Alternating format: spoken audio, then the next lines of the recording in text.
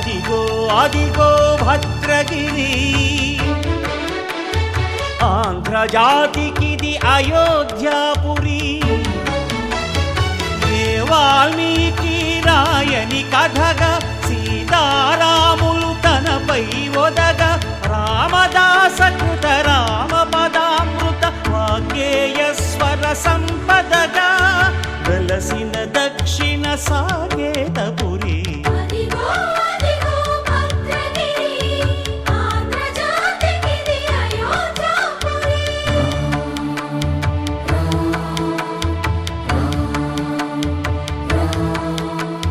రామనామ జీవన నిర్నిద్రుడు, పునర్దర్శనము కోరిన భద్రుడు, సీతారాముల దర్శ